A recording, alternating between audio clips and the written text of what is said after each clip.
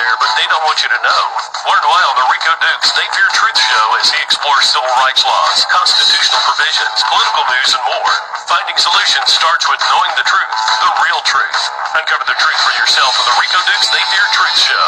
That's the Rico Dukes They Fear Truth show. Available on the iHeartRadio app and wherever you listen to podcasts. Open your ears, open your eyes. It's time to learn what's really happening on the Rico Dukes They Fear Truth show.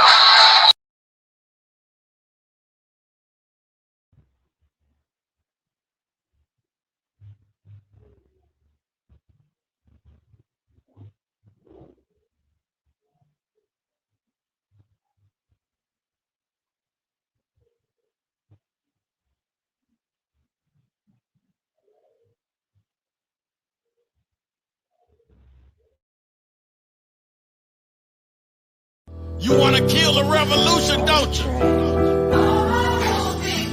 But ain't nothing you can do when the people decide that they done had enough. So, you know.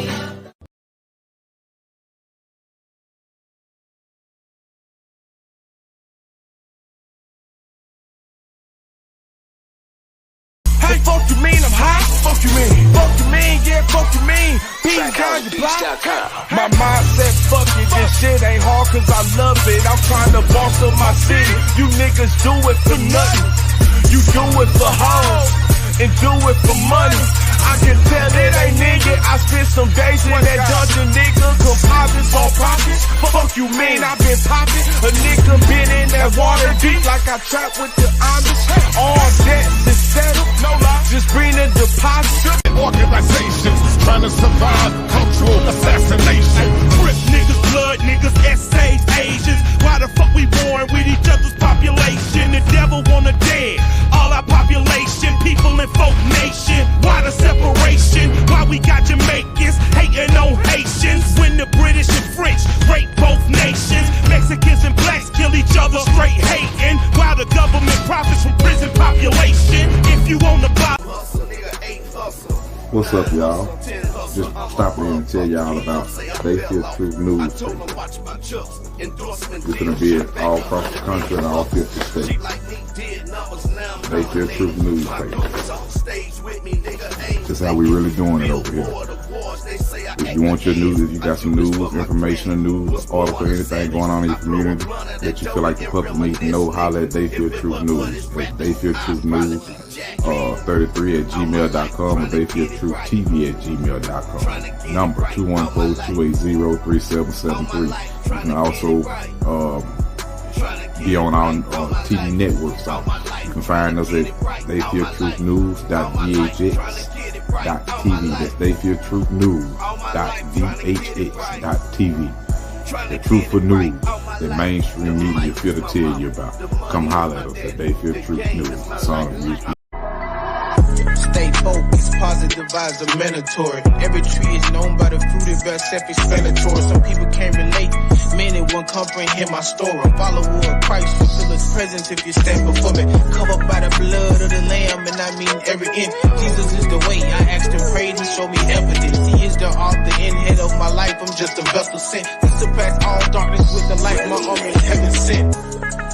If they don't change, then you can't change. No.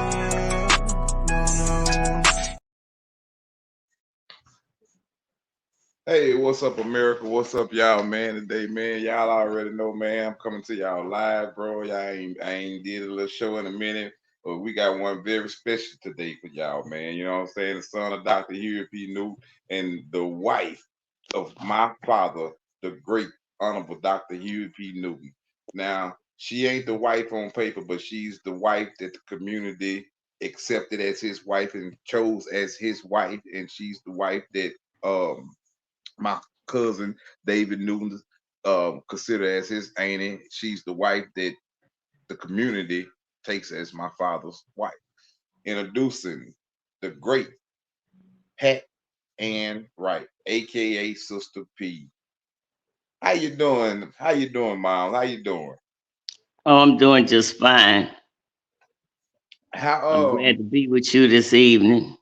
Indeed, Miles. You know, for the listeners, that everybody that's listening right now, just start the people out, tell them who you is, kind of how you met my pops and how things of that nature. That just kind of start it off right now, and then we'll dive a little bit deeper into it. Okay, baby. Well, the way I first met Huey was I was looking in the newspaper and he was talking about one of his cases. And my son had been actually from his father, had been put some drugs in his pocket. The probation officer and said, is you the drug dealer at the pool hall? Is that your daddy? So my son was only about 13 or 14 years old, and he, what? So the man put the drugs in his pocket and said, "This is yours," and then took him to jail. And my son, I think he just got off of parole and probation and all that other stuff that he was on for, and it just went on for like 50 years. He's 61 now in April. So I had seen the case, and it was similar to a case that he was going through at that time, and it was in 1989.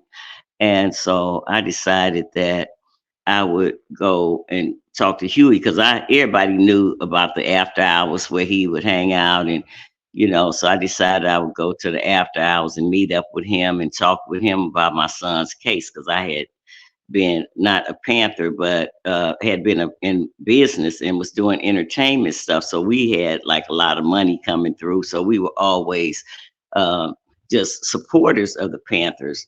And so when I went around there, whatever happened, happened. And my girlfriend said it was the dress I had on. It didn't have nothing to do with me.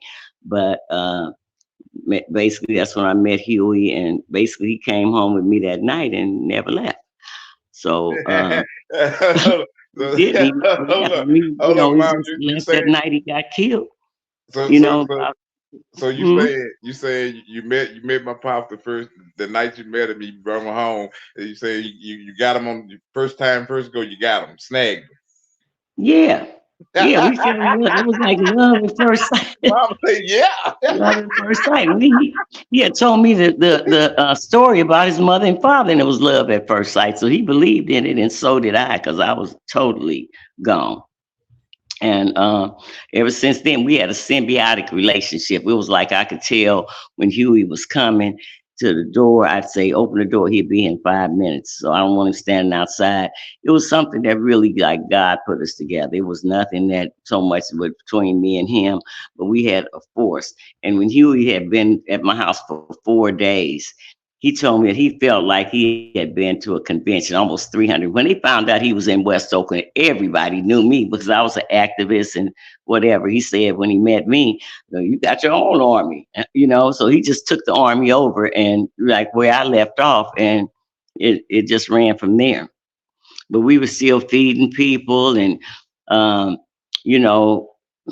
trying to keep the peace within West Oakland, because it was like it got to be gangs and all of this. And basically we were doing the police work to keep them from, doing stuff to each other and trying to bring them together, where the police was trying to break us apart and the system was trying to break us apart to the point where, it was like killing and all this other stuff that started happening. Then they brought in the drugs, and that just made it even worse, because everybody was on it, and the ones that wasn't on it was selling it, and they were beating up people and taking the women and taking advantage of them. It was just a lot going on in West Oakland, and we were there to be a catalyst to the people, because to kind of keep them in line. So all the worst ones was the ones that I had my son was going to school down in West Oakland at Willamette School. And it was like, I was part of the school. I mean, I was part of the CSA and the PTA and all these things. And the teachers actually could not go through there and say nothing to the kids, but I'd have to go there every morning to down to Willamette, about a half a block away. And I'd have to go from classroom to classroom because they had all these white teachers, and the kids would just be flying. As soon as I hit that door and they see me, They be running back to them seats, and I go to the next classroom. They had all them white teachers down there. They could not control. I knew everybody's parents.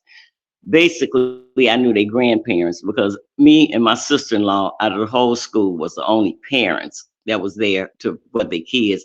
Everybody else was a grandparent. So they knew that and they grandparents had them kind of like under control. But these ended up being the bad ones, ended up being all the ones that got in trouble as adults and started going to jail and this, that, and the other, even though we had took them to San Quentin over there, from one of the school excursions to try to combat it. Didn't do no good. All of them still that went. Every one of them ended up in jail. But then it was like a thing where they had it where you couldn't do nothing but go to jail because everything you did. At one time down here in West Oakland, they was putting us in jail for spitting on the sidewalk. It's been quite a change right after Huey got murdered. Then the way things happened, it just kind of like everything went back to how it was. And as a Panther or a Panther supporter or somebody that knew Huey or somebody was close to him, or family and stuff like that, it wasn't really where you could do a lot of things that under the name the Panthers. Everybody was scared, including me. So I went underground and stayed underground until the 50th anniversary. And after that, I came out with what I was calling the 2020 movement. And the movement was not so much as the, Panther attacking, but the Panther standing up. So my new logo was going to be the Panther with the Panther woman standing next to him, breastfeeding a panther baby with 2 or 3 other little panthers of all ages trying to crawl up the legs of the parents. And that gun that they had in their hand was on the ground. They had picked up a staff, and it was like representing that we don't have to do this fight. God said that he would take over and fight for us. And that was a symbol that I felt like would be to let the people know that we are not fighting with nobody but ourselves. Our self-defense is a self-defense of each other and self-defense of getting together and pulling our stuff together and making us a one person and getting us an enclave where we could be all together like the Chinese and the Japanese. They all got their little towns. Well, we don't have no town at all in the Black community. And as of today, right now here in Oakland, where I am, it's raining like cats and dogs right now. And it's people on the street, hundreds of them. So and they fixing up the street and putting barriers around and just all kind of stuff, but they're not doing anything as well as for our people as to get them off the street or to have them health care and all the things that's essential for people to thrive and to could make something out of themselves and to go to school. And it's hard to go to school from the sidewalk to school. You ain't got nothing to put on. And one lady told me, she said she woke up and she had 2 tents, and one had all her food and stuff in it, and she slept in one.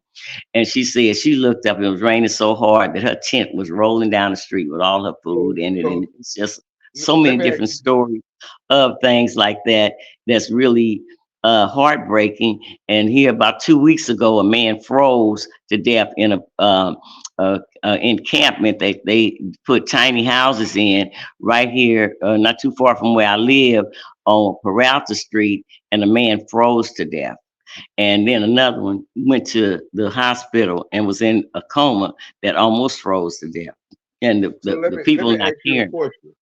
Let me ask you a question, okay? Yes, sir. Why you think the community took more hold to you being my father's wife than Frederica Newton being his wife? Because the community accepts you with open arms as his wife. I think it was because they seen us together all the time. I got with Huey, and we would just be together all the time. And I think the way he was treating me was like a queen, and he wanted the Black men down there to see that, how to treat a woman, because they was beating them up, sending them to the stroll, having them do all kind of stuff. And that was one thing that I tell you, for one instance, one little girl came to my house. I'm not going to mention her name, but she said, "Oh, yes, Miss P, I'm home now." I said, "Oh," and she said, "Yeah, you know anybody I could, I'm trying to break luck," she said. I say, "Well, yeah, I think I got somebody here right now." So I went and got Huey. I say, "She out there saying this, that, and the other." So we went back in there, and he said, "Okay." I say, "Okay." She's talking, "But he my goddaddy." I say, "Yeah, but when you do that, you don't have uh no, you ain't got a chance to say it's he or whoever it is. You got to go on and do your thug thing." So just instances like that, and where people was gathering, and when Huey that first 4 days, he said it had been about 350 people that came and wanted to embrace him and talk to him. And Huey actually talked for 72 hours straight. I've seen him do it on many occasions. So everybody knew us. We was feeding the people. I'm one of the best cooks in West Oakland. One of the best cooks in probably all of Oakland. So Have Frederica ever said something to you about the title of being his wife? yeah, who, Frederica? Yeah. Um, no, she tried to act like she don't know who I am when she seen me several times, and then I said, well, like the day that they had, I guess it was something down there, and I went to the place down there on 10th Street where they got the house with all the pictures on it, Jill's house. They call the Black Panther Women's House, and so I had She knew talking that about on the everybody same would street be where down my there. pop got killed on. That's the street she talking about, the house that she describing now. Yes, right there on Right. Huey P Newton Way. Yeah, it's on the street where my father got killed And 10th Street. So they were having something, and like a lot of times, nobody embraced me. The Panthers, they didn't embrace me, so because I guess they looked at it like Frederica was his wife, but they really knew the real, and especially everybody down in West Oakland. I mean, everybody just we were still feeding people. We were still like.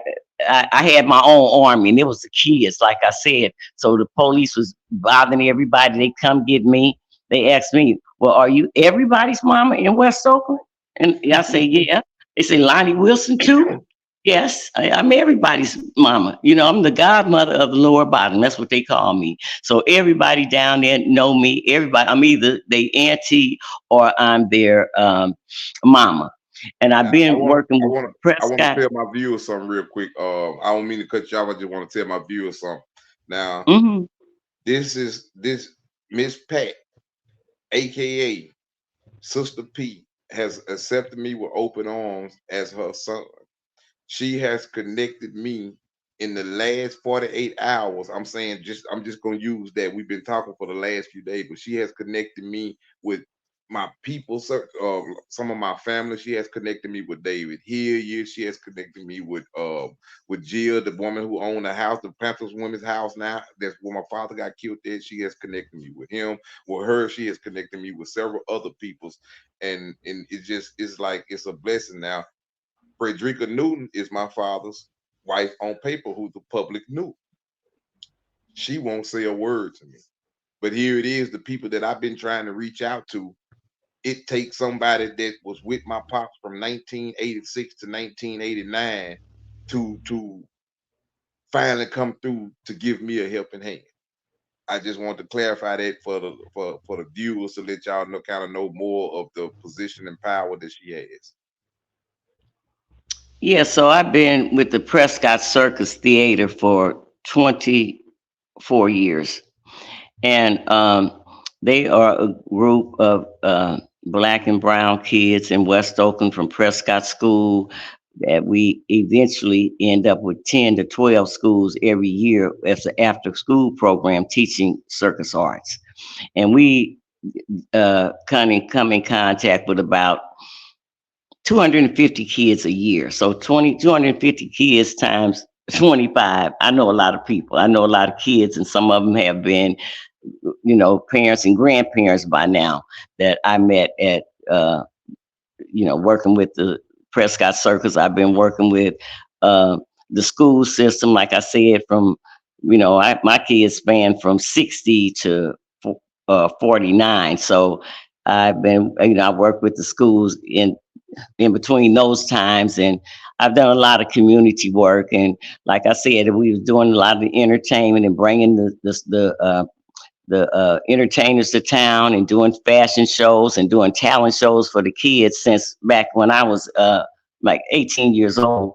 And I had my first business as it was a record shop. So we got all of that because my brother-in-law was and my kid's father was doing all that stuff. And we just, I mean, everybody knows us. My brother did was Yeah, on the road with MC I Hammer can for tell my listeners, everybody, everybody knows her. It's exactly what she said. Everybody knows everybody, including my yes. cousin David Newton.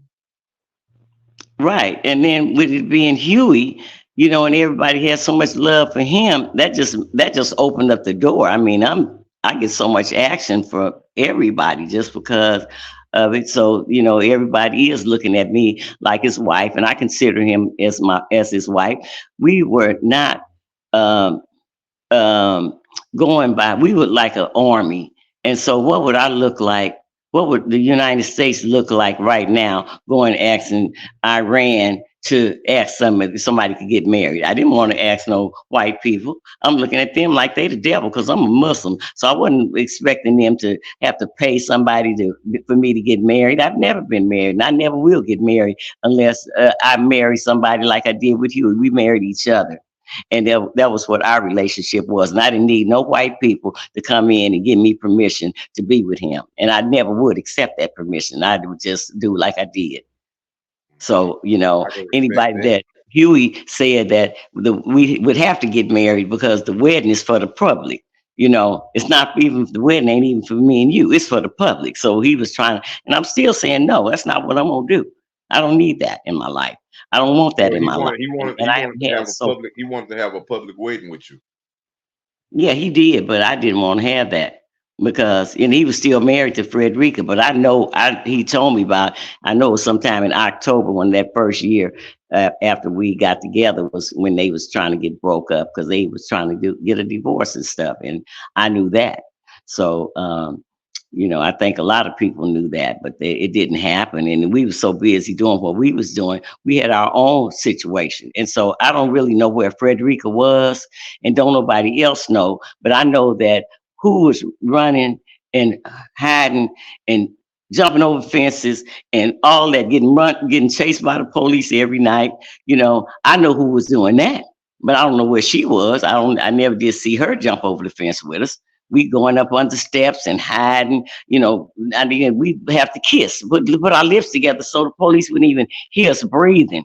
Sometimes we'd be breathing so hard from running, and then finally we get up under some steps or something. You feel me? Now I'm knowing how these rats and all this. I said, oh my God. God was with us because he kept us from harm all that time. And it went on the whole time I was with him. I understand that they said they stopped following him and all that, but that's was not true. I actually made a coat of many colors. I crocheted a purse, and I would put it on my head as I carried it as a purse. But when the police got up after us and we jump out the car, I sent him where I'm sending him. And I started walking back down the street the other way. I didn't put this big hat on my head, so they didn't see that. So it was like we had to go and be ready to go and decide the skies at any time because of what might happen. Just for us wanting to go out to maybe have a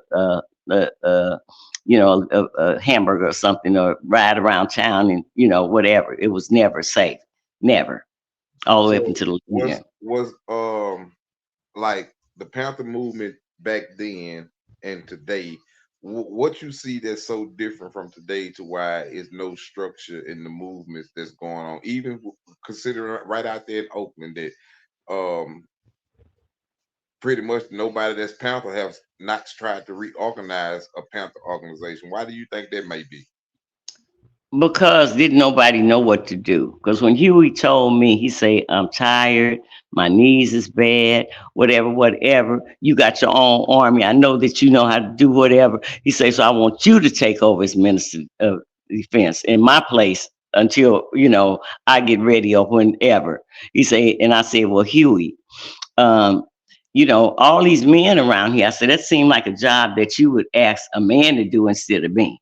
So it proved at the point because he said, well, I don't think that I know one that could handle it. So to me, that proved it. And that was the reason why, because nobody tried to get themselves educated to the point where they did. They just wanted the militant part.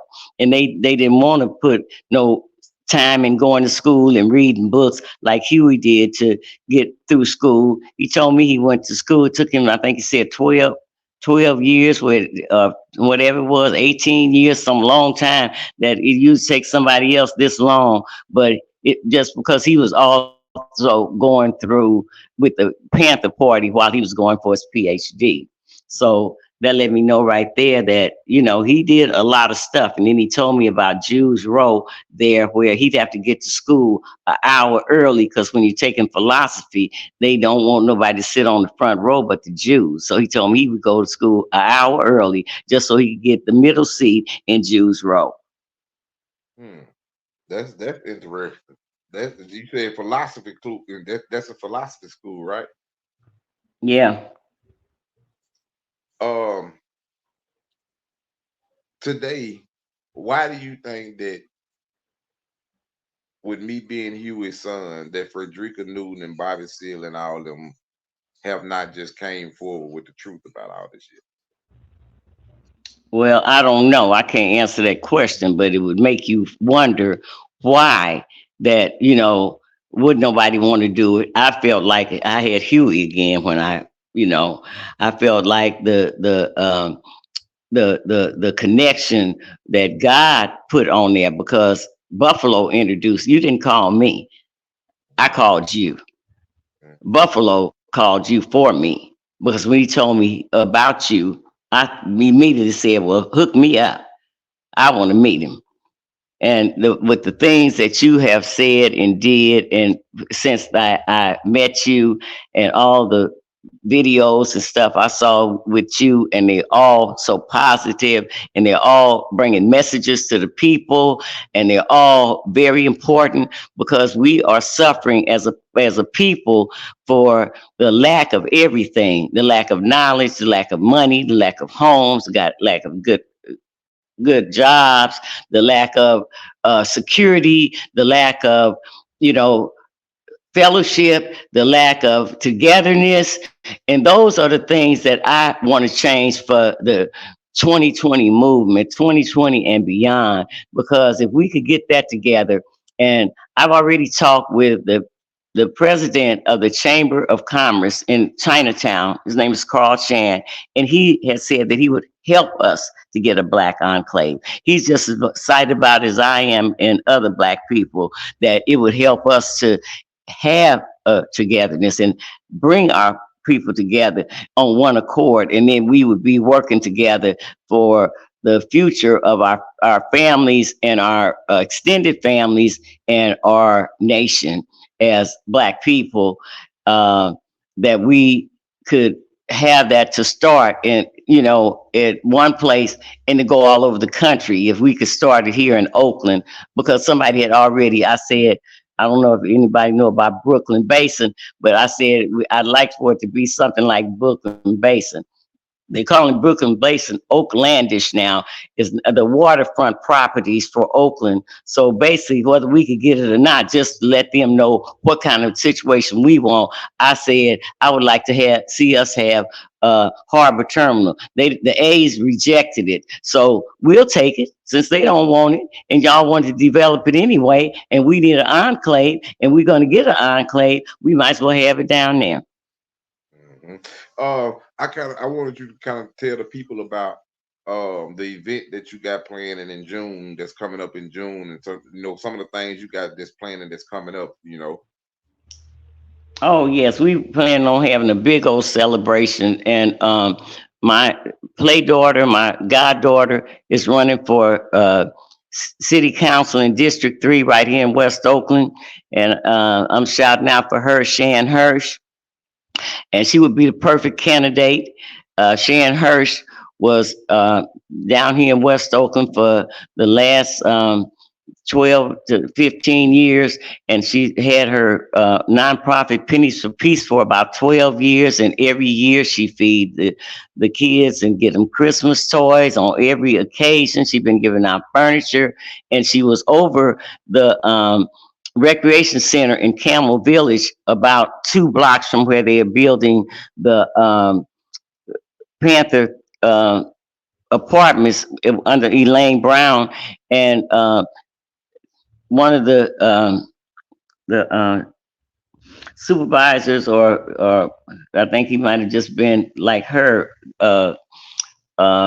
city council person, uh, ended up saying that he would give Shan and the kids the exact spot that Elaine Brown has now for her.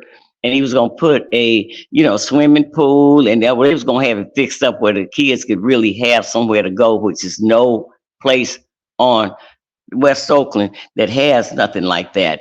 And he ended up not calling her back after he gave the place to Elaine Brown, and he took her idea and made it into a senior citizens instead of for the kids out in East Oakland in his district. So, it's a lot of things that's going on that should be straightened out if we could get Shan in office. And the lady that's in the office right now is Carol Fife. And I'd like to say to her, Carol Fife, you so whack. You won't even call a sister back.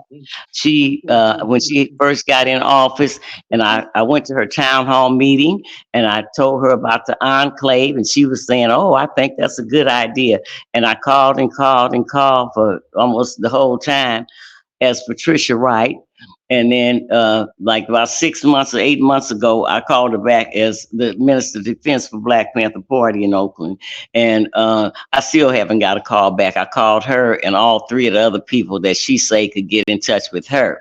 And she's not, like I said, she's over Oakland right now, but that's where the people are sitting around here freezing to death in these campments that she done put them in. And one thing that they said about the place where the man froze is that they had paid him to put electricity or solar or something in there where the people could have some heat and warm up their food. And then he said that they didn't do it. And he said the city called him back and told him not to do it. So they didn't paid him to do it. But then, so they wanted the people. I look like somebody should be getting charged with murder on that one, or at least manslaughter. So I want to ask you. I'm glad you said something about the Black Panther building that Elaine Brown got. The museum. Is there any museum that people can go and physically see the work of the Black Panthers in Oakland, California? Well, when they come to my house, it's like a museum. But when I'm moving out right now, and I'm gonna turn it into a museum No, no, I'm because not I saying have a lot. not Hmm? not you, not you. I'm saying like, is it any museum like because I seen Frederica had up somewhere that it was a museum. If that's what I'm saying, is it any museum in Oakland that that anybody can go in right now and see the Panthers work, like the history of the Panthers or anything of that nature right there? I Yes, understand the houses and things like that. yes, somewhat. The lady down there that's got, on Jill, that has the house for the Black Panther women. In her house is a museum. So I went in there on So that's the uh, only that's the only like museum where you can go in and visualize and see things. So Frederica don't have a museum or anything that you can go in and see my father's work or history, anything like that. I don't think so. She was working with Jill, and I think they fell out some kind of way because somebody told me that they had wasn't together no more. And Jill is the one that I spoke with today. I forgot to tell you about that too. I called her and she said that her phone. We talked for a few minutes and then she said she was gonna call me back because she might have to go to Apple to get her another phone because my charger wasn't going right. But she's pretty much on board with us too. I told her that I would like to try to strengthen what she got going on and in coming time and things of that nature right there. So I got to talk back to her, but at that point in time, she was kind of pretty much on board. well, I'm glad it came through because they didn't want to do nothing with me. I knew it probably would change when it came down. That's why I was so anxious for you to talk to her, And I like what she got going on, but I just feel like, it needs to be strengthened some, and, handle a little bit more, and gave more to the people that's supposed to be, and her not trying to say it ain't got nothing to do with the Panthers, because that's what she told me. This ain't got nothing to do with Huey or the Panthers, but you got it on his birthday or the day after his birthday on the street that they named after him, right across, and right in the same, she had booths over there right where he was, not on the sidewalk, they was in the street right where he lay dead. So, I don't know how it's not about Huey or the Black Panther Party, because it sure seemed like it to me. You said in the house that she got, and yeah, when you call her, she does say about the Black Panther Party and this and that. But I asked her was she a part of the Black Panthers, and she told me she ain't never been a part of the Black Panthers. And then that's when she told me about she was gonna call me back because her phone was going dead. It was on 4% or something. I think she told me 4%, but I wait to hear from her sometime this week, and then we can find out more about what's going on and things of that nature, and see what we can support them at, where they can support us at. And by the way, y'all, yes, I am me and my mom's sister P, Patricia and Wright. Yes, we are united, and yes, she is supporting me with open arms, and I am supporting her. And in Oakland, California for Father's Day, I will be out in Oakland, California. They have a big event going on out there that I will be out there attending to, with several events. And if y'all want to join us, come out there and show some Black Panther power, Black Panther love. It's a new history going down, and Miss Patricia, she's opened the door for me like no other has opened the door for me, including my Newton family. And I talk to my cousin David all the time, but this woman has opened her door for me with open arms. Her kids have opened the door, all but one, but I think he coming around to it. But they have opened the door for me, and we're gonna take this movement to the next step. But y'all be sure to attend us out there in Oakland, California. Other than that, what do you think that where do you think I can be a good service at for us within the movement across the country? And how can I be of assistance in Oakland, California to strengthen my pop's movement further? Because you know more about my pop than I did, because you actually had to spend time with him. I never was able to meet him. So do you think that he will be proud of the things that I'm trying to do and trying to achieve and accomplish? Oh, I know most definitely he would, because he, like I said, if he didn't put it in my hands, and I weigh 115 and I'm 5'3". So, and I'm a woman. So I think that he would be very proud of you, because I think that the reason that you didn't come forth in all this time was that you could come at the time when you were needed most, and the time that it came down to pass the torch to you, and the other people that would be willing to do what is to be done, as far as it is for the Black Panther Party and for the community. And I think that he is very proud that me and you got together. And it's another thing with God, because like I met Franny, your cousin, through somebody else. I met you through somebody else, and both of y'all was anxious to give me paperwork saying who you were and the proof. And I told both of y'all I don't want it. And the reason I said that was because I'm so used to God sending me people. And so when God sent somebody, I should have that light on the whole time. When God sent somebody, No, I was just laughing at somebody that had the light on the whole time. the whole time, see, I could see myself and everything. It was dark. I came upstairs. But anyway, I feel like it was God that I'm so used to him sending people, because everybody, I don't never go nowhere. I sits at home in some kind of way. I didn't go nowhere to meet Buffalo. I met him at my house. Somebody brought him over here. So most people that I meet right here in my house, and I be feeling like God didn't sent them, because it always be somebody that fits. They puzzle fits in the the piece fits in the puzzle right where it's supposed to go. So, like I told you, I don't need no paperwork. I told Franny, I don't want to see no paperwork. It wasn't because I didn't want it or need it or don't happy to have it now. But God is, I'm so used to God sending the people that He need to make this happen that was enough for me that you came, because He sent Huey the same way. So I said, if He sent Huey, He sent his cousin, He sent his son, and He gonna keep on sending people until we get this stuff together like He wanted to be, because all of us are on a mission from God. Exactly.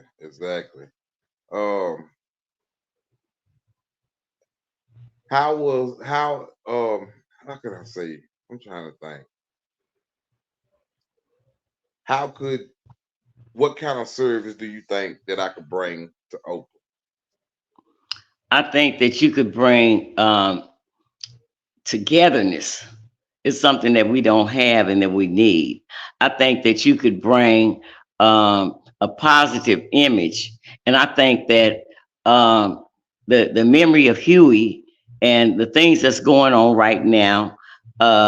I'd like to mention about the money that's downtown with Paps and Reverend Langford, and it was like they are in touch with $4.2 billion. And I think that the infrastructure and the things that they're trying to do is because Oakland looks like a ghost town.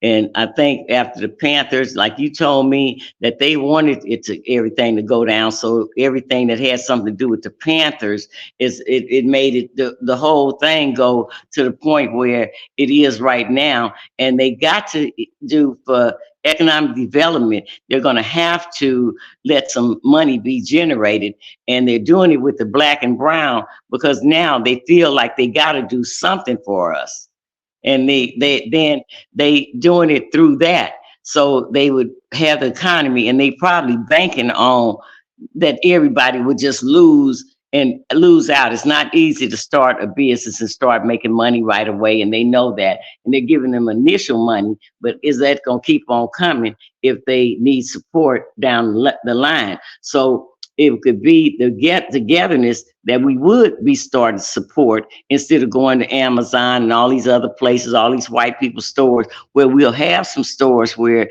they are, we could go and help each other out and keep the money in our own community. That's why the enclave is so important, because we'd be right there together. We'd all be in the same blocks, just like in Chinatown. You could go down there, everything. I shops and get my fresh food there because it's so cheap. It's easy, it's cheap to, and it's fresh and it's good. So, that's what we could have. I look at Chinatown as a model for us, the way those people get along. I know one thing, since the pandemic, they ain't never stopped wearing their mask, and they keep together in solidarity. Every Chinese, wherever they is, not just in Chinatown, they have a mask on, and they know something that we don't know, or that most people don't know. I know because I'm They have what kind of mask on? All the stuff. What kind of mask you say they have on? Just the N95. Oh, the respirator mask. And you say they wearing it in Chinatown out there?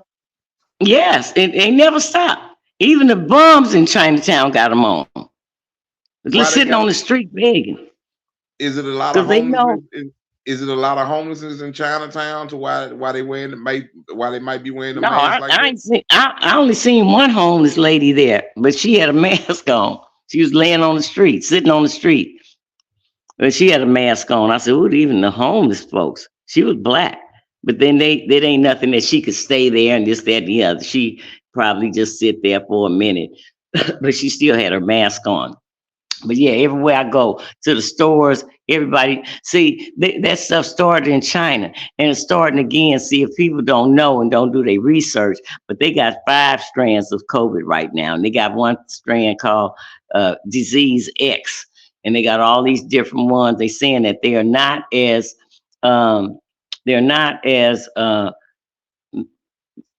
making you so sick as they is so contagious that the hospitals will be full, but people ain't gonna be on respirators and all that, but it's just gonna be just as many or more because these strands are more contagious. Mm-hmm. So the ones that they got out now all came from China, same place, Wuhan, like we did before. So that's why they are still wearing. So they is still in touch with their people over there, and so they already know it's coming. See, they've been doing that the whole time, but like right now, it's everybody is getting COVID again. So the surge has been started again because they knew and they wasn't taking no chances because they people over there telling them it's coming, it's here already, it's in India, it's in other places, but they're not announcing that on the news. If you don't go to the other to Google and Google the news straight from India, the news straight from China, the news straight from France or wherever, then you don't know what's going on there because they don't report it over here. I find out all stuff doing that on Google. So I heard about the governor of Oakland. He deployed 100 new officers or something, the state troopers or something to Oakland City to combat the crime. Do you know anything about that? What's going on with that? Yeah, a little bit, not so much to elaborate on it, but they've done that before, and it's not gonna work. They keep thinking that they got rid of Police Chief Armstrong, which whatever I could do for you, Chief Armstrong, and us, I'd like to see you even talk to him because I was at a fundraiser and he was there, and that's when I met him, and he told me that he loves your daddy. He said we was eating cold, dry, nasty sandwiches, and your daddy came along. He said they fed me. I do anything for you. So we got a lot of people that is important people that we need to help that is getting did wrong. He didn't do nothing, and when he was exonerated, they still didn't give him his job back. So So he was he's the fighting for that. So I just heard that chief. the other day. Mhm. He was the chief of Oakland police. Yeah. And what they did to him? They the mayor, this new mayor, fired him and then said he did whatever she said he did, but when he got exonerated she still did not hire him back. So now he's on the campaign right now to so those are the kind of things that I think that would help, that you What was could his help name? doing because got more power than him to pull the people together. Since I've been telling people about you and just the Black Panther Party for like when I started my 2020 movement, I've never had nobody yet to say everybody's excited about it, but then I didn't know what to do. You know what I'm saying? I just did what I could do, and I worked with Dr. Peterson and doing the health stuff, and with with my daughter with the campaigns, and you know, bring it out through that. That's how the reason that we got the Black Enclave that Carl Chan said that he would help me with. It was because of your daddy. The man that is running for supervisor in District 5, Chris Moore, he promised that he would help us to get the people off the street. He did that. The reason I'm on his campaign right on the front, sitting by next to them, is because of your daddy. It ain't got nothing to do with me. All of that has got something to do with Huey. When they find out I'm his wife, they runs over and want to take pictures and then want me to be part of their stuff. And I'm happy to be part of their stuff because that's making me part of theirs. And that's making them part of mine. So, I'm working with any and everybody that I can to get this thing off the ground. And now that, you are here to give up all the things that you could do, I could kind of relax now because I let my son take over and do all of this. I didn't. I'm gonna cut up, man. I'm gonna cut up. I'm for real. I'm gonna cut Yeah, up. I And know and that. and I and know it. everybody. I know that you are, and I'm just so happy. It's just, it's just like a dream come true.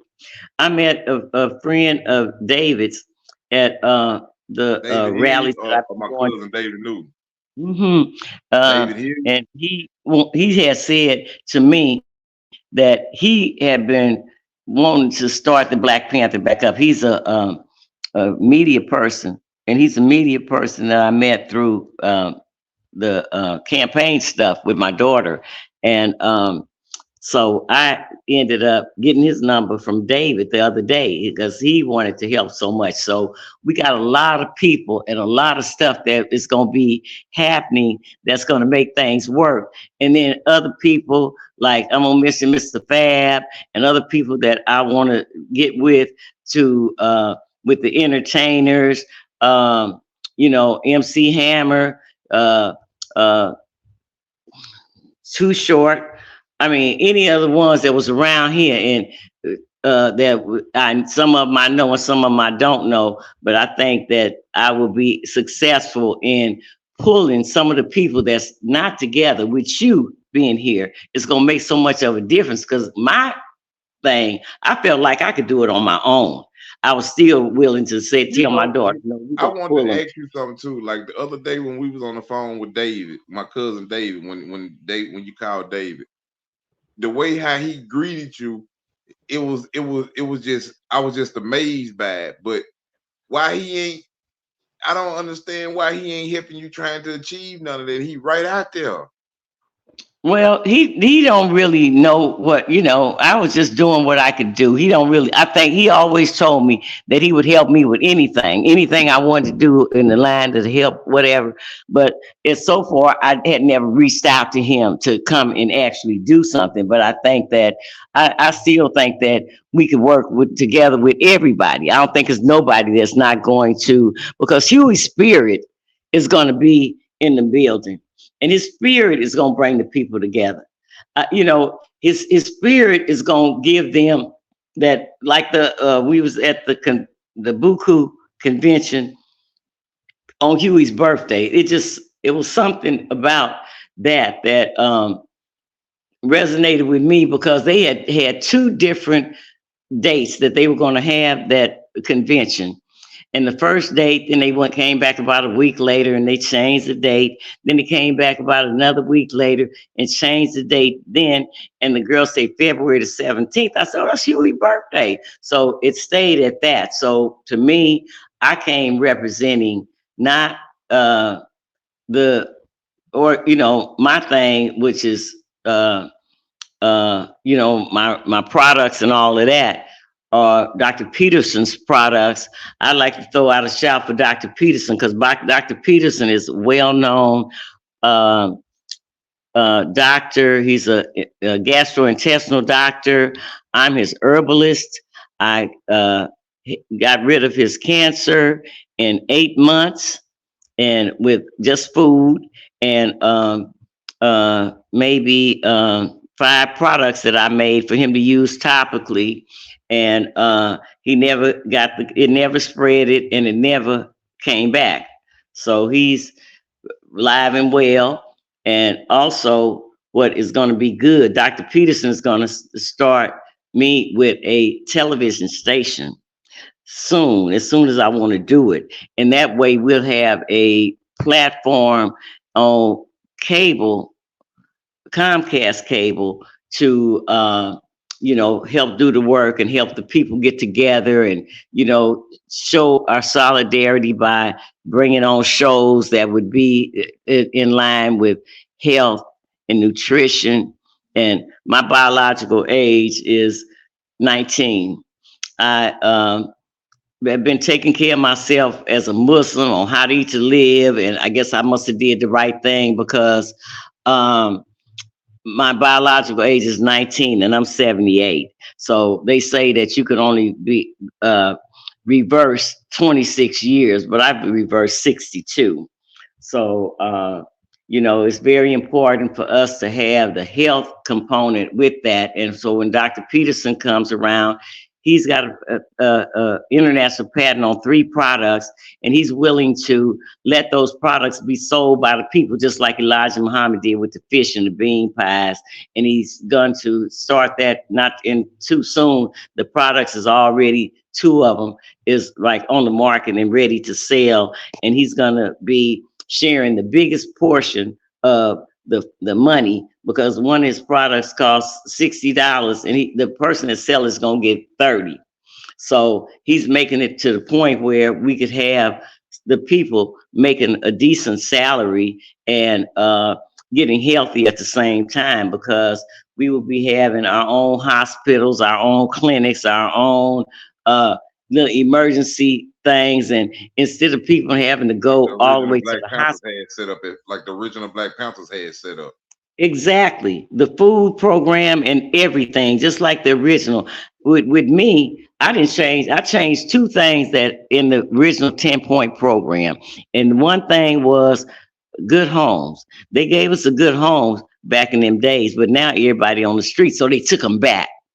Good jobs, the same thing. So I said affordable housing to purchase, and I mean affordable, almost down to where you ain't got to pay nothing.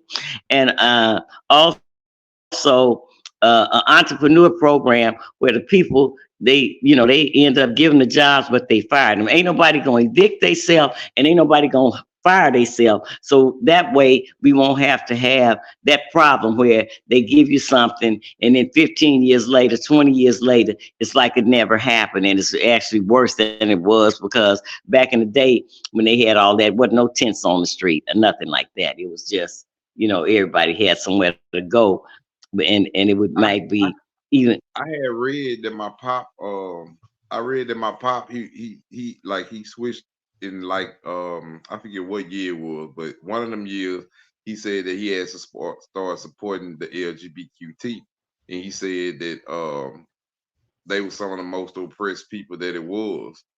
Do you have any take on like what you might kind of thought what made him to support the LGBTQ?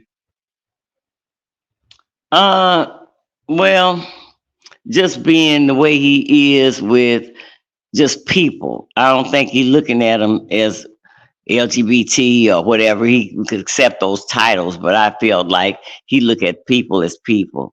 And even when Huey's white professor came to the house, and everybody was shocked, because I mean, how could I say no? He can't let him in, but Yeah, everybody was they ain't want you. shocked, and So so they the ain't want whole you to let the West. white man in. They ain't want you to let the white man in.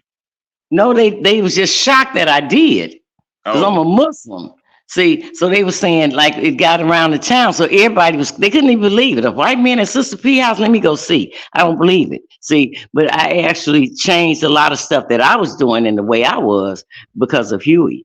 Because I was more like, say, prejudice. I didn't want no white people around me or my kids. I didn't trust them. So like my daddy, it was more so from me growing up with my father and him being, back in the day, the black people was way more prejudiced than we is now. I knew I was prejudiced to some degree, but nothing like my father, you know. And but so I can that kind was of just understand. I can kind of understand because people always say, like then and now, like times change. Like the prejudice that the older white generation was, they children, they grandchildren, they ain't as prejudiced as their grandparents was, but their grandparents still prejudiced though. So I can kind of understand exactly where you coming from, saying that your father was, or he was prejudiced, and you had a little prejudice with you. But I can understand that. I can right. understand that But I, completely. I was kind of shocked that my father was like that when I was young, because I said, oh, he really, what did he go through? But then now that I'm older, I know that I'm a healer. And I know that everything, that I know a lot about nutrition and health. And I know that all the food that they were giving us as slaves was the food that made us have all these degenerative diseases. And I think that over a period of time, they just got to be hereditary. If you eat the same food, the bad food that's going to cause high blood pressure and dementia and, COPD and all the degenerative diseases is coming from the diet and from your gut microbiome. And, when it's not straight, and, your colon, when it's not clean, all these different things is one thing piling up on the other that made us actually have the diseases that we have. And like that now they saying just because of the obesity is type 3 diabetes, and it's got happening to young children, and our children are not being fed properly and eating junk food that's no don't have no nutrients in it, and half of it is GMO and other things like that. So to bring back the quality of food, just like the Chief Armstrong said, I could tell the difference. I was happy to get that good hot food that they were giving us. I'm gonna do anything because now it's what we need to do. When the schools took over, I still worked with the Prescott Circus, and we would go to different schools and do our thing. So we'd have lunch, and even when I was in LA, when I first moved back from here to LA, I got involved with a girlfriend, and she was part of the school, so I would go with her son, and I saw every day that we go to a school or I go into a school, the food that they had, the apples was things that they probably would have thrown away, or the oranges, nothing was sweet. It was just like third class food. The sandwich would be hard, and the meat would be not even real meat, and the French fries would be tough and cold and just like bricks almost. And all the food, the kids wasn't doing nothing, and they had them to open up the milk and pour it in a container, a big old container. So I don't know why, but they didn't want the milk to go, I guess, spoilish and whatever, but they had it, the kids, to open up the milk. And nobody drunk that 2% milk. Everybody went, and when we left, I started to say, I could go around to these schools, and like I said, I like to take milk baths. I would never have to take nothing else. I could just go collect up the milk from one school every day, and that'll be enough to fill up my bathtub. So the quality of food that they got us eating, and the nutrients of the value of the food is already lost because of the depletion of the soil and other things like that. Plus, on top of that, people is using chemicals to make the food look better and whatever. So we're eating garbage. So to go back to the original way that people did back in the South, when they was growing their own food and they were cooking their own food, and they were, had cows, and I guess they was milking them and getting the milk and butter and making their own bread. They was making cornbread. They was making biscuits. They was making, the white bread, what they call, sandwich bread or whatever. And everything was actually the cakes and the pies. Now you're eating those things, and some of the stuff has got so much preservatives in it that those salad things that come already made up for you to use, they could last in the refrigerator still looking fresh for almost 3 weeks. So they fill with everything with those chemicals to make it look better, and it don't really taste too much different. But I know since I have been a kid and came back right now, like stuff like watermelon and cantaloupes and peaches and apricot, don't none of that stuff taste the same no more. It don't have no flavor or nothing. So I don't know what they're doing. But I get upset about the food. Berry vines, you don't even see berry vines no more. Right, and when they do, they don't have no berries on them. I ain't seen a berry vine, and I can't tell you when. And I used to love to go pick berries, man. It's fresh off the vine. I ain't seen a berry vine, and I know probably about 10 years, 10, 15 years. I ain't seen a berry vine.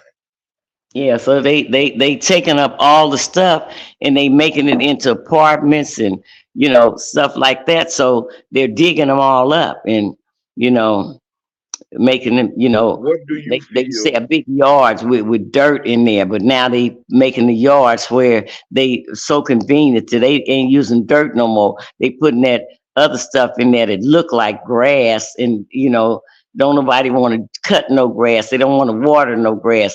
It's just all these different things that's happening that's making the universe change. And why do you feel that the younger generation of today, that they're starting to come around to it, but do you think it's more our fault for not guiding the youth correctly, or is it more the youth fault for not listening? Both. I think it's both, because the kids now have got they back in the days when the drugs was going on, the kids started raising themselves, and they lost respect for the older generation. and they were selling the drugs, but then they were mad at them because they was using it, and they were calling them dope fiends and this, that, and the other, and hid strawberry. They had all these names for them, but they were creating that atmosphere by the things that we were going through as a people. So I think that it's both things, and it's some of the older people is afraid of saying something to somebody else's child, because that person would come back and, oh no, you can't say nothing to my child, and this, that, and the other. It used to be a time where anybody in the neighborhood, any relatives or even siblings, you could get in trouble and get a whooping at and then Before get you home. When like that's that time when I was growing up. Before you get home, if you did something down the street and Miss Suzanne seen you, Miss Suzanne gonna whoop you. Then when you get home, Mama gonna whoop you. Then Mama gonna tell Daddy. Then when Daddy get home, Daddy gonna whoop you. You gonna get 3 whoopings for one thing that you did. That you did. And then everything you did was something to get a whooping for. Me and my niece was talking about that. She said you couldn't tell the truth because every time you told the truth, you get in trouble. So you lied all the time. So that made a thing to where the kids were afraid to talk to their parents, because everything they did, they got in trouble for it. Everything. Instead of talking to them and this, that, and the other. Oh, you punished for the rest of the year. It wouldn't be punished for 1 day or 2 days. Oh, you can't go nowhere until you get another report card. Well, that's 6 weeks. So people, you know what I'm saying? I think that they were a little bit harsh on the kids. How do you think? I didn't feel like it was right to just keep them on punishment. Then they on punish. Now they mad, so they ain't gonna do the work. So next time they gonna be on the same thing. So you look up and some person that's been in trouble and ain't been able to go nowhere for a whole year because of something like that. Instead of talking to them and letting them be, have a voice, because you couldn't say nothing. You couldn't say nothing back to your parents. I let my kids have a voice and let them decide whether they was gonna tell. I say, y'all ain't never got to tell no lie, because I'm gonna let you know that why lie when you could tell the truth? Or just don't say nothing. I'm giving you permission not to say nothing because I don't want you to lie to me.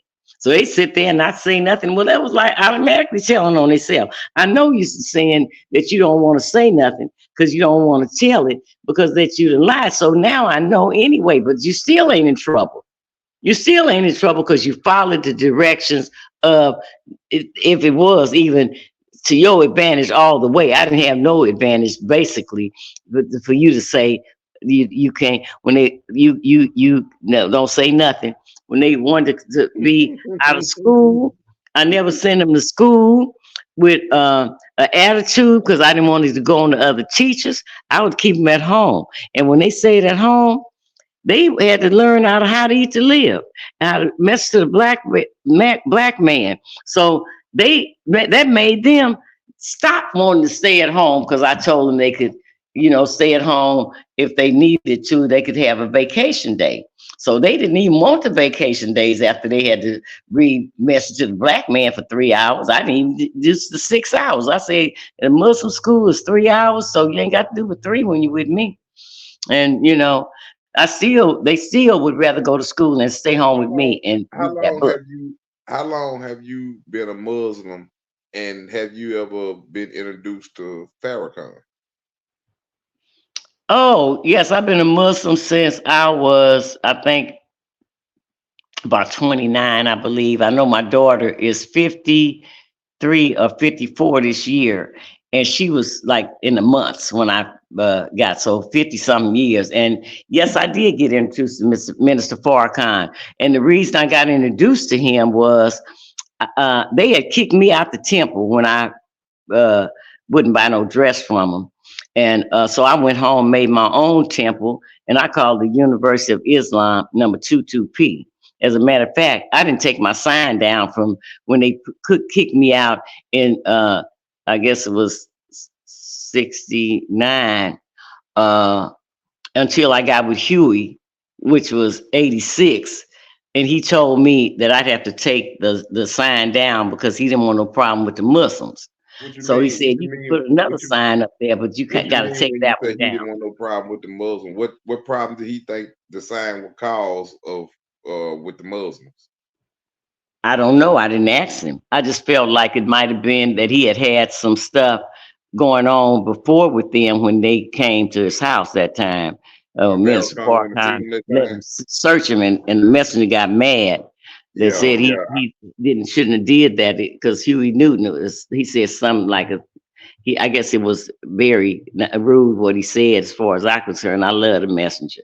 But how I got to meet Minister Farrakhan was I spent the night with him, all night with him and about 20 other men that was I called him and I said, look, I don't know what to do.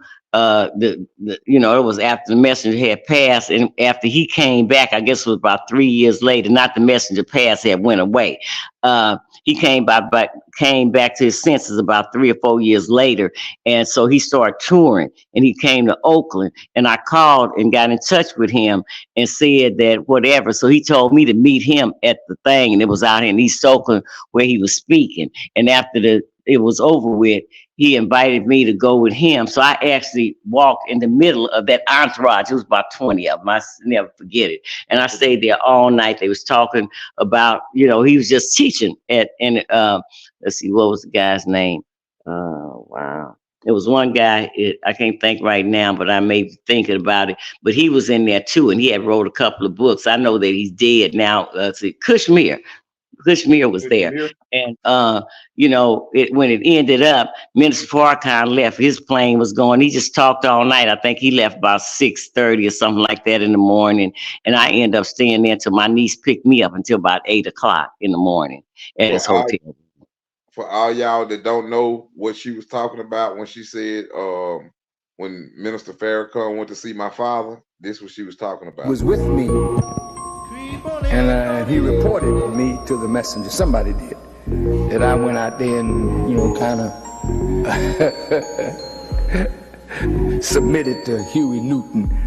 I wanted, what was in my mind is, we search everybody to come in here.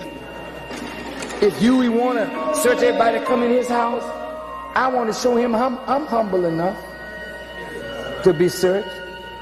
But the Honorable Elijah Muhammad didn't like it. And he beat me up real good. Brother Raymond Sharif was there that night too. And he was spanking me. Just look at you, wearing out your knees. To the likes of something like Huey Newton. You should be ashamed of yourself.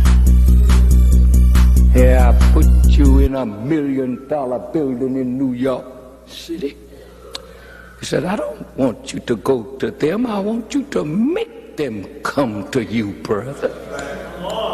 You fell off the log, brother. And when you fall off the log, you can't get back up by yourself. You need help. Here you are. Listen to his word. Here you are, second only to myself. Wearing out your knees to the likes of something like Huey Newton. What was he saying? Sharif was present. All the laborers was present. He's telling you, look, this man, he's second only to me. I'm next to God, and that man is next to me. Why? No, I want you to listen. I don't want no clapping. I don't want no clapping. I want you to sit down and hear me.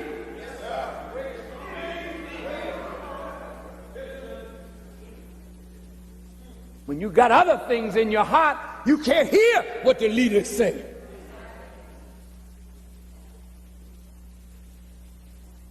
He's beaten me and exalted. That's what she was talking about, y'all. So y'all know exactly what she was talking about when Minister Farrakhan went to see my father. And I want to ask you about that. Do you know what that visit was about? What made him go see my father? I didn't hear you. Do you know why Minister Farrakhan went to see my father and why Elijah was so mad? Because he was searched. They search everybody that come into the mosque. Um, you heard him explain it, and I kind of go along with that. And I think that they may have been jealous of Huey or something. I don't know. I mean, he loved the messenger as far as I knew. I've never heard him say nothing bad about him.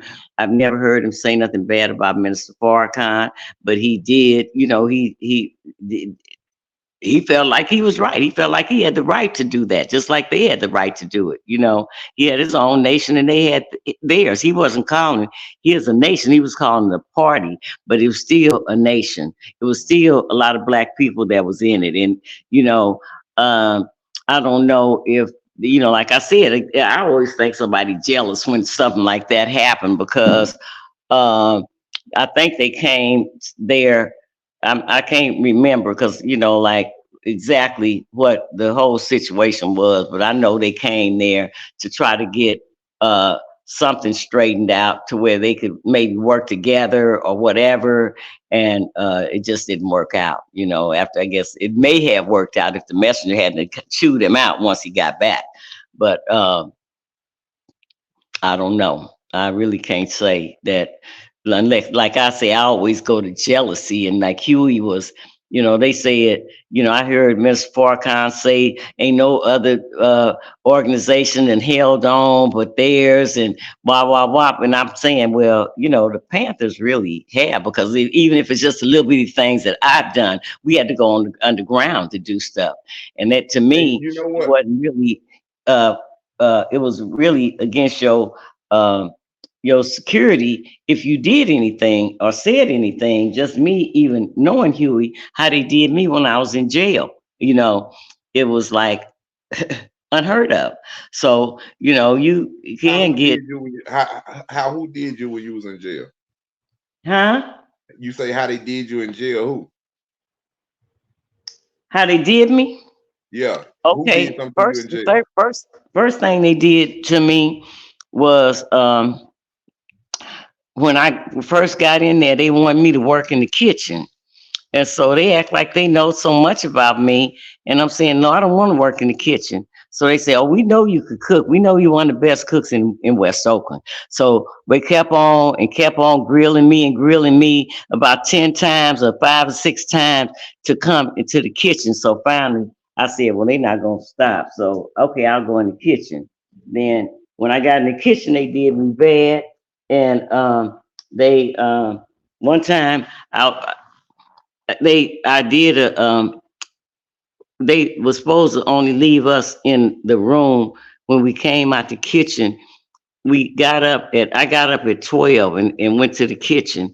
Then the rest, I was a cook. So the rest of the girls come in at 1. So by then we didn't cook the breakfast. They come in and eat. Then they start fixing the lunches. And the men would fix the dinner. So we'd clean up after we did all that, and we'd leave at 6 o'clock in the morning. So they had like 30 jackets for the women to wear, and it was 80 of us that worked in the kitchen. I already have 5 of them on. They'd be like, Sis P, you want another coat? And I'd be saying, baby, I got 5 on already. I don't care, I ain't cold. You want another one? I sometimes end up with 6 or 7 coats on. And one day I had put some gloves on my hands because I had arthritis or carpal tunnel or whatever I had. My hands was freezing and I'd be cold all the time. And I had on some of the clear plastic gloves. And the police told me if I didn't take them off, that he was going to put me back in another case for theft. Then after that, the worst thing that they did, the man that murdered Huey, they rode me on the bus side by side with him twice. I would have rode 3 times, but some kind of way the lady. Tyrone Robinson. Yes, Tyrone Robertson. And then I had been going to the court. See, I went to jail at 3 days after Huey got killed on that Monday. I had to go to court that Wednesday. And so then I ended up being an ex-felon with a gun and getting 5 months and 21 days. And so when he was supposed to be going to get sentenced, about maybe 2 weeks before I was going to get sentenced, they didn't sentence him. And then I found out on the day I went sentenced, they let me go in, and it wasn't nothing but a mesh cage that they closed the door on that made me sit right next to him. If we hadn't been that mesh cage, we would have been touching. And I turned my head to the side and I cried the whole time from Santa Rita to I got to downtown Oakland, which is about a 45-minute ride. I turned my head and I cried the whole time, but I didn't want him to see me. So that's why I turned my head. And wow, that was the coldest thing. They did a lot of stuff to me, but then was two I feel like the worst things that they did. And the women in there was telling me I've been coming back and forth to jail for 20 years and I ain't never seen nobody do like they did you. So it was hard, but I guess I went through it. And one police lady came back when they finally did sentence him. She came back and told me, she woke me up in the middle of the night. And she said, justice had been served. And then she just walked away. She just walked away. And about my son was in jail. And, huh? Do you know what she meant by when she said justice had been served? Yes, because they had gave him 25 to life. Oh, they had gave Tyrone Robinson 25 to life. Yes, and that's when she came. She that only said she just came and opened up my, I'm saying, who coming in here? 12, I'm thinking I'm in trouble. And she just opened the door and she looked at me and I looked up at her and she said, Patricia, justice had been served. So about a month later, I was going to visit my son in Santa Rita, and you walk up the steps and they hand you a card so you have your number on there, whatever. And I walked up and somebody she said, hand me your this driver's license, because you had to show that to them. And I handed them my driver's license and she looked at it and she said, is it really you? I said, yes, me. And she just put her hand on my shoulder and I walked on up the steps to go see my son. But that lady made me feel so good when she came in there. She had and told me that justice had been served. And I didn't know that she would do that because she kind of like talked to me a couple of times about it, but then not to the point where I thought she was going to do that. And one more thing I want to say while I was in jail, I did not see this, but when the Oakland thing caught on fire, when the hills caught on fire, and I was in jail at the time, we could see the fire from the jail. And one girl said after the fire was all the way over with, she said she looked out of her thing and the burn part was shaped like the paw. She said it was shaped like a paw. So it was like something really that struck my heart too, because I didn't know if she was telling the truth or not. But like some people come and say stuff that ain't true, and it just seemed like to me that was kind of like. But then it's something I still think about that when she said the burn marks were shaped like a paw, and I could. Oh, Father in heavens, forgive me. Did you see my pop the night he was killed, or did you talk to him or anything? I mean, I know me and you talked about it, but I'm just asking you these things. Yeah, I did. I did. Huey came in about, I hadn't seen Huey in a week. We'd always be getting fussing and, he'd stay away a few days or whatever. And I hadn't seen him in maybe a week, something like that. And he came to the door and my son was coming out the door as he was coming in. And my son he asked if I was in the house. And my son say, yeah, but she's in there, she's asleep. And so my son, I was laying on my little love seat right there reading the Bible. And so he said, well, I just come back. If she's asleep, I don't want to wake her up. I'll just come back in a little while. And he said, no, you better go on up there now, because he knew I hadn't seen him.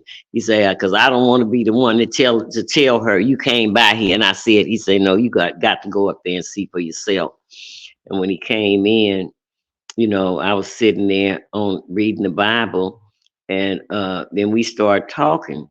And Huey actually knew, well, he was clairvoyant. I'll say that from the beginning. He was very clairvoyant and always knew a lot of stuff that was going to be happening in advance. And he knew that he was going to die that night. And I think he was wanting me to die with him, because he kept on trying to get me to go with him. He said, let's go see her. I'm like, I'm not going nowhere. Some incident had happened at my house and made Who was me not hurt? want to go Who nowhere who to was do hurt? nothing. Who was Huh? hurt? Who was hurt? Herb was somebody that was a drug dealer in town, Okay. or he thought he could get something from him, or whatever. He wanted to go see him, and I felt like that's why he wanted to go see him. And so when he left, it was about 12 o'clock. I know Swab went, he didn't have no money. Swab went and bought him a thing. They walked to the store together. And that was kind of strange, because when he left out, even though he didn't have no money, Swab had the money. He didn't ask me that I want anything. And I was smoking cigarettes then. And I didn't really have a lot of cigarettes. And when he got back, that was strange to me. I say, you didn't even ask us. You left and went to the store. You didn't even ask me if I wanted anything. That was like strange. So uh he said, oh, I'm sorry. What did you want? I said, well, I got some cigarettes, but I would have got a pack of cigarettes. And so, then that was the first thing that was strange about how he was acting. And then as time went on, Huey had a jealous heart. So he was saying to me, like, Patricia, don't make me have to come back and go through another murder trial. He said, after he said that about 3 times, I said, come back from where? Where's you going? You ain't told me you was going nowhere. You told me leaving and then coming back from where? So he never said anything. When he had the little bottle of wine, I mean, it was a little bottle of gin.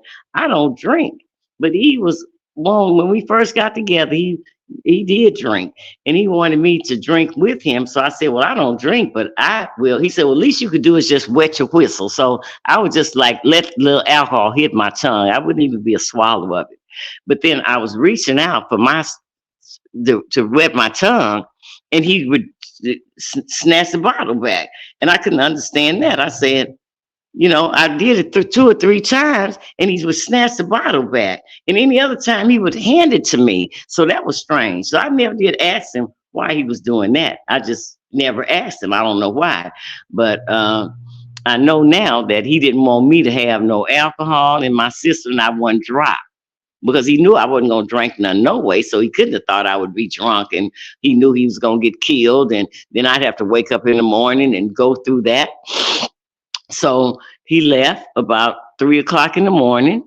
I said, I'm not going to be running. Huey runs in and out all night long. My door the lock was messed up. So I said, well, I'm going to just unlock the door, and then he could come in and out as he pleased. So I did that, and about 3:30 that morning, my cousin came by. He said I passed by and your door was wide open. He said, so I had to come and investigate. He said you want me to close? I said I'll come down and close. And I told him, I said I was thinking Huey was gonna come back, and so I said if he come back now, I'm woke, so I'll just I can lock the door now. So I went and locked the door. And I came back upstairs, and I went into our bedroom and looked out the window, and Frederica's brother Carr had been out there all that time. Now, when I went out there at 3:30, the car was gone, and when it ended up right on 9th and Center where he got killed, because the next day when I went around there, when all the excitement happened, the car was still sitting there. So Huey was.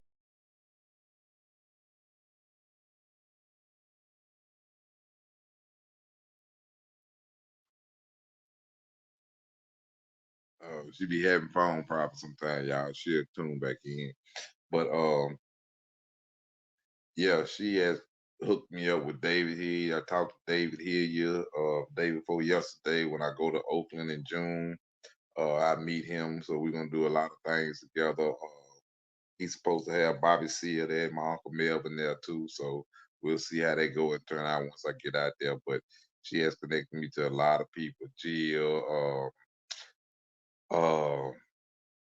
my couple of my cousins, a couple of other people, couple of other high powerful people. She, and this is just, it's been like a week, maybe a week since I have came in contact with her, and she has lifted so many. She have lifted so many. She have lifted so many of the. She have gave me such a helping hand to uplift me in what I'm doing. So with that, I salute her, and it is what it is, y'all. Y'all hear it first right here, live on They Feel True TV. Y'all heard it live from my pop girlfriend, my pop wife, who the streets consider as his wife, as y'all see. It is what it is. It's just a great blessing, man. You know what I'm saying? Everything that I've been telling y'all is finally coming to the light, man. It's finally being exposed, man. It's finally truth finally coming out, bro. You know, and it's just a blessing, bro. It's a blessing for everything that's happening, everything that's gonna take place. So you know, I can't. It's like I don't even know really what to say. I don't even really know what to say in regards to everything that's coming, because it's like I've been telling everybody this that y'all just keep watching it. It's gonna get what it's gonna do what it's supposed to do, you know. And I'm gonna leave a couple things with y'all, and you'll kind of understand about why it's so strong. Let me let it load up for a minute, y'all. You know, just let y'all hear a little something. Coward ass bitch, I got a trick for you, boy. What do you want, bro? Coward ass bitch, I got a trick for you, boy. You got one, bro. You a coward, bitch.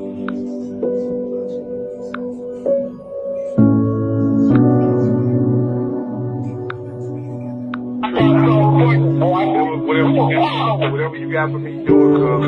Don't call me all night. Just do your trick.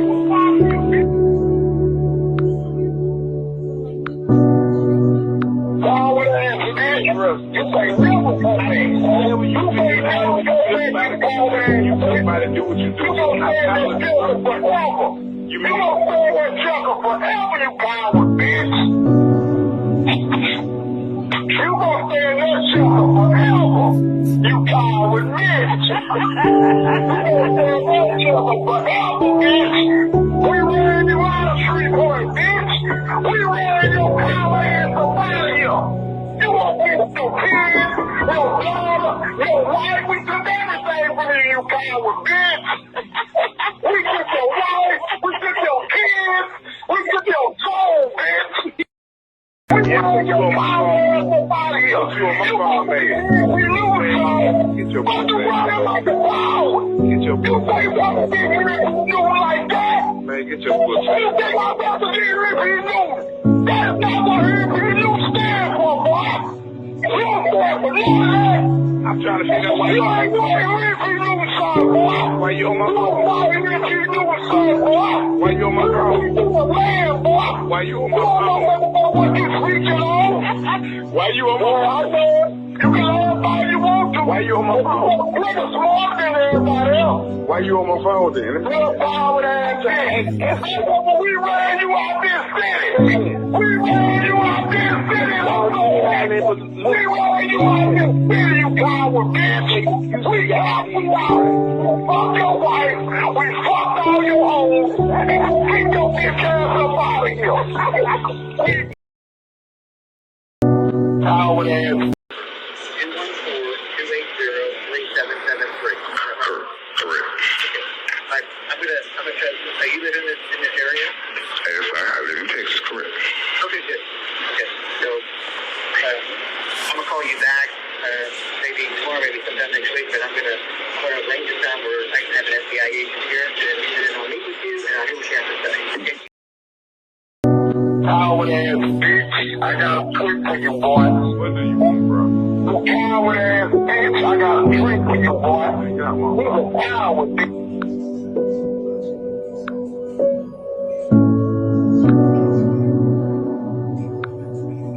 I got something for you, Whatever you got for me, do it, cuz. Don't call me all night. Just do your treatment.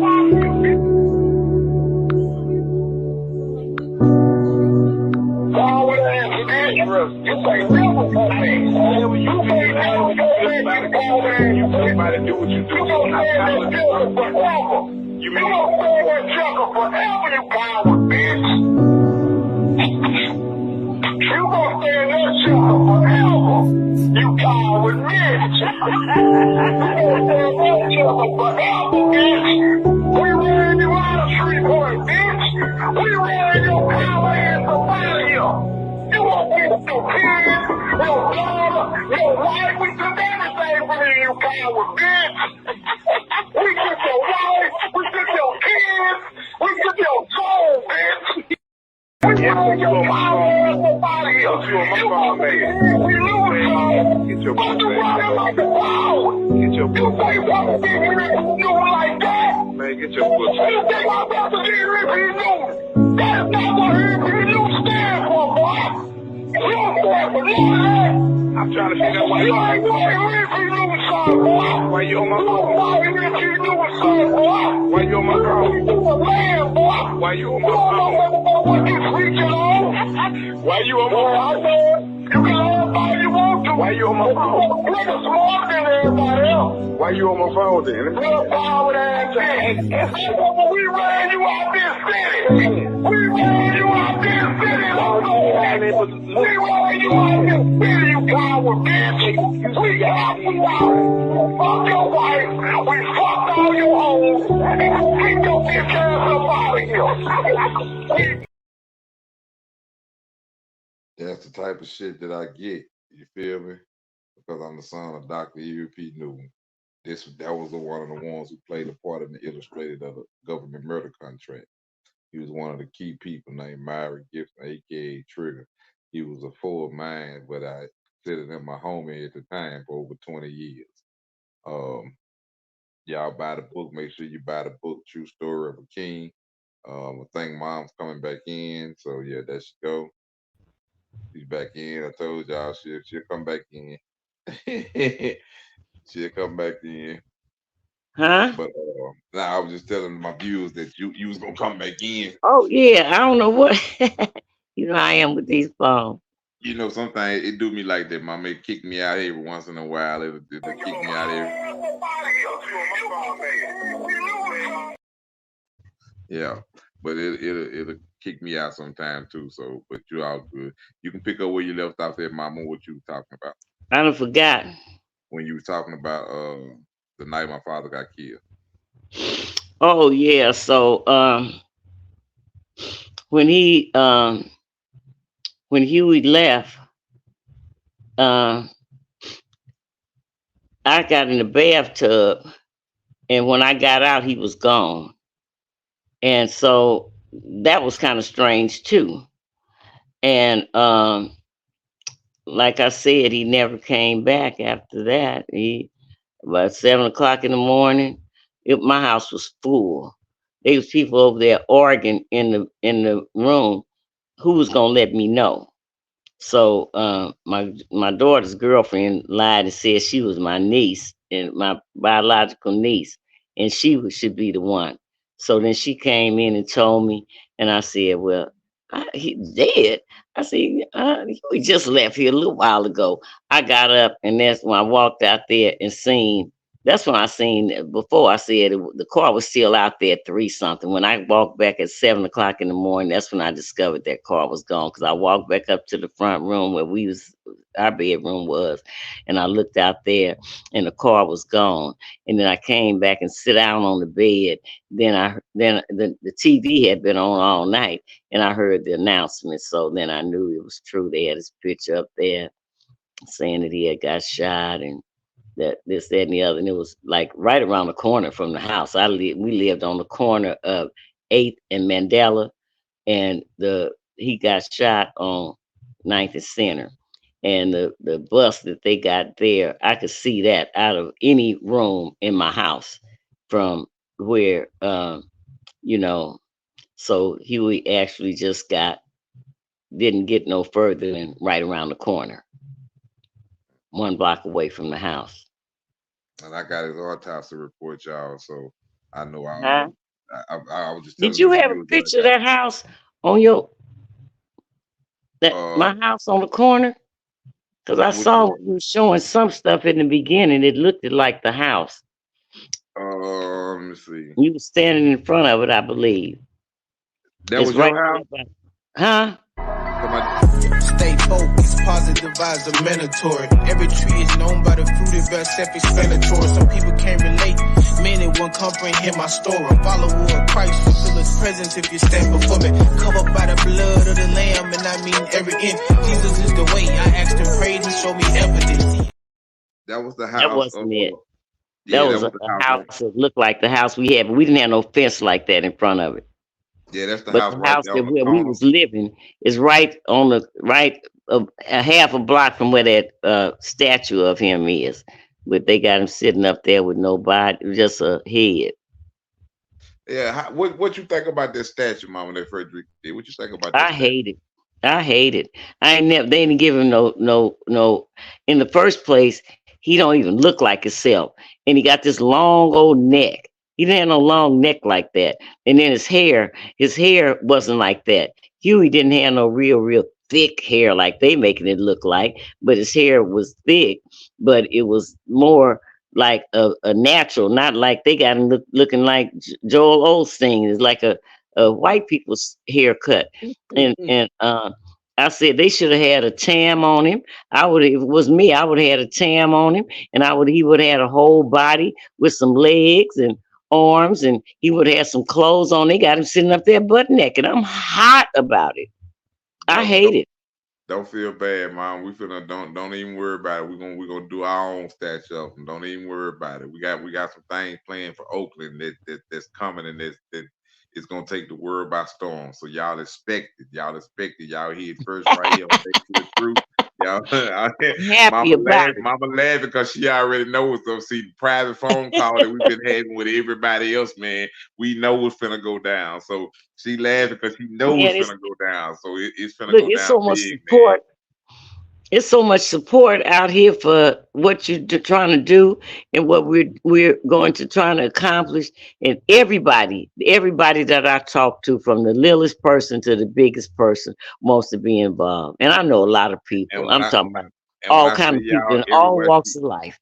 everywhere she go, she called me from somewhere, and it's tons of people that want to talk to me, and that's saying they're gonna support me when they can't wait till I get out there so we can get things started and going. And I mean, it's just it just it's like it's a blessing because this is what I always been waiting for. You know, this is what I've been waiting for, man. And it's like everything coming together, and man, it's gonna go down, y'all. It's gonna go down.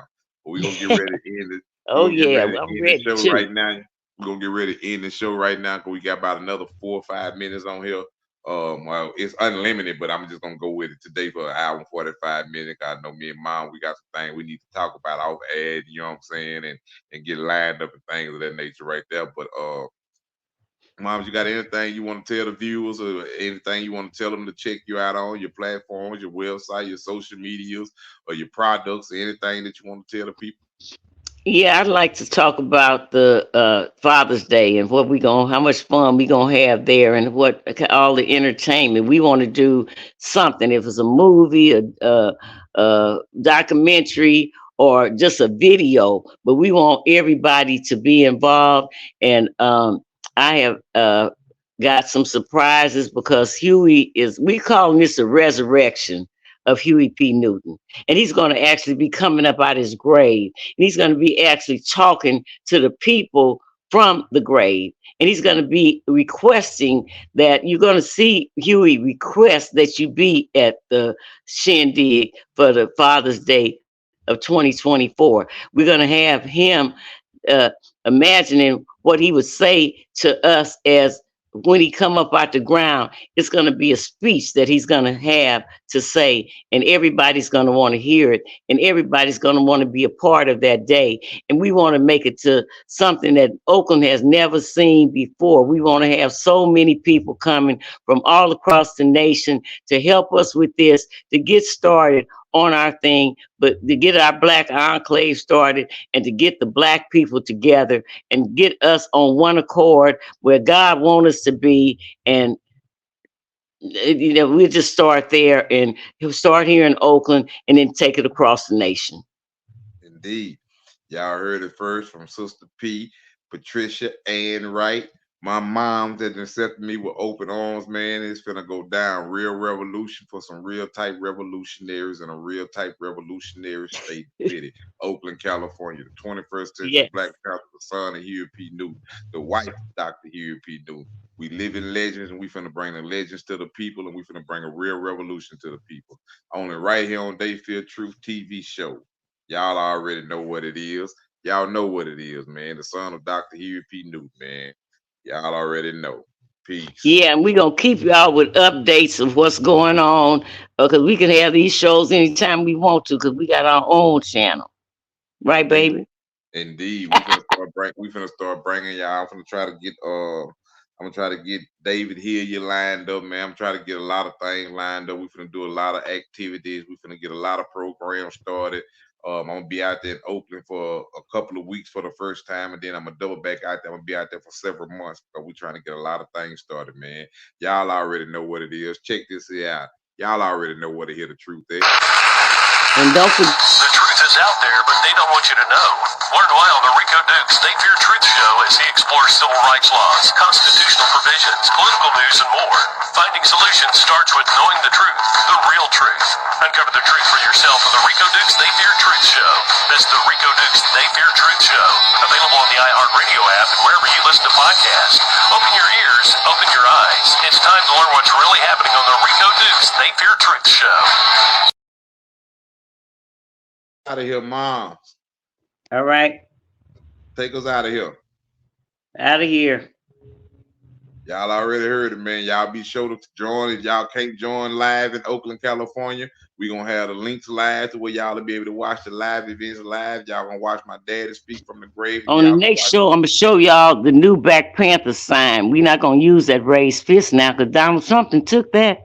He didn't raise up his fist more times than Huey.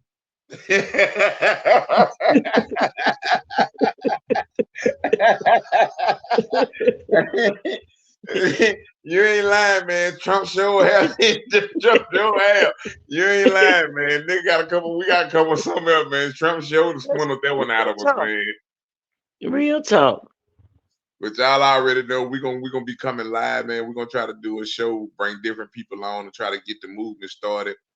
Different people in Oakland, different people from here. We just gonna try to get the movement and the channel started, try to get our message more and more out there, so y'all start seeing more and more of me and my moms, man. So y'all expect us. 2024 this all year. All power to the people. All right. Peace out. Peace out.